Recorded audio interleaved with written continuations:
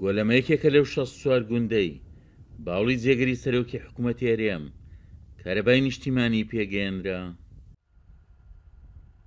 بەڕێوەبەری دابەشکردنی کارەبای چەمچەماڵ دەڵێ پاڵپشت بە بڕیار و ڕێنمایەکانی قوبا تاڵەبانی کارەبای نیشتیمانیان گەیاندۆتە دەیان گوند لە سنووری قەزای چەمچەماڵ.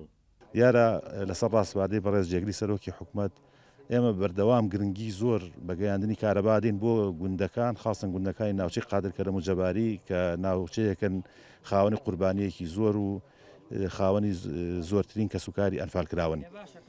ئێمە لە سنووری قەزای چەمچەماڵە نزیکەی 427 گوندمان هەیە کە لەم ژمارەیە بەشی زۆری گوندەکان کارەبایان پێگەشتووە لە ئیستایە نزیکەی 35 گوندی ئاوەدانمان ماوە کە کارەبای پێنەگەشت بێ. گەیاندنی کارەبای نیشتیمانی بە گوندەکان بۆ تەمای خۆشحاڵی دانیشتوانی ئەو گوندانە. ئەوەکو ئاوایی گۆلەمە و جەباری زۆر سوپاسی حکوومەتی هەرێمی کوردستانەکەین کە هەڵسان بە ڕاکێشانی کارەبا بۆ ئاوایەکەمان ئاوایی گۆلەمە کە خاوەنی 21 ئەنفال و 21 شەیدە ئەرکێکی زۆریان کێشا لە پێنەوە ئەم کارەبایەکە بۆ ئێمە هاتوو.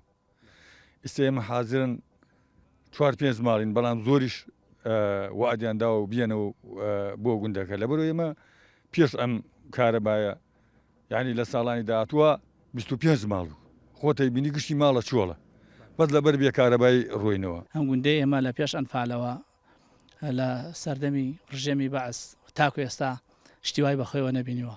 بەڕاستی ئەمە یەکەم جارە کە ئەم گوندەی ئێمە لە دوای ڕژێمی بەعس یەکەم جارە کارەبای بۆ دێ و دەستخۆشیمانەیە لە حکوومەتی هەرێمی کوردستان.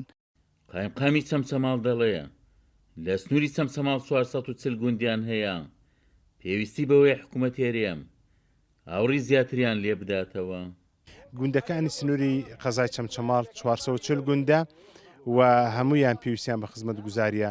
لێرەوە داوا لە سەرۆکاتی ئەنجومەنی وەزیران و وەزارەتی ئاوەدانکردنەوە و ئەنجومەنی پارێزگا و پارێزگای سلێمانی دەکەم زیاتر بودجە بخەنە بەردەستی فەرمانگە پەیوەندیارەکان بۆی بتوانین خزمەتی سنوورەکەمان پێ بکەین.